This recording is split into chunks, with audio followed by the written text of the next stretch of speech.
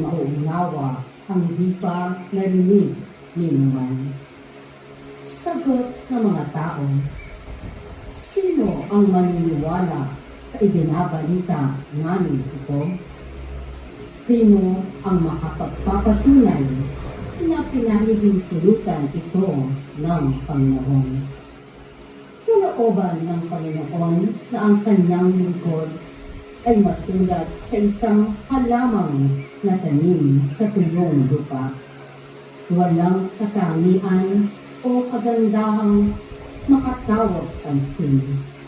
Wala siyang taglay na pang-akit para lapitan siya.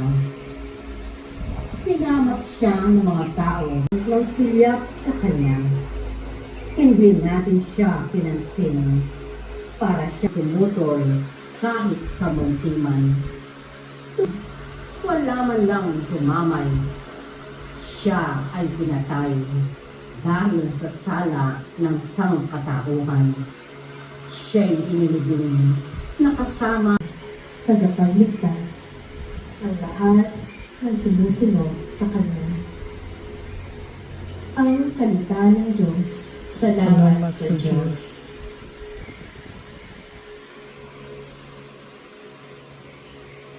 Sa kanang din mo, kung mo patulpon. Samo kagada.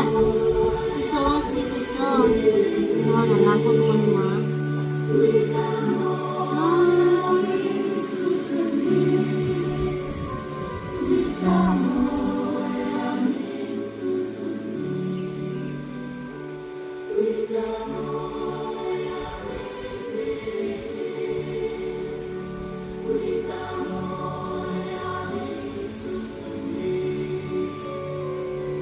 Kristo.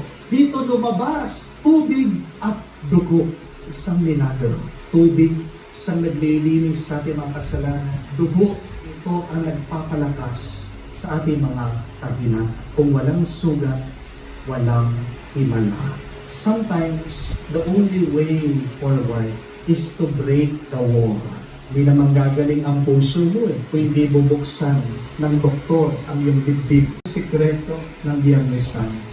Suffering saves others.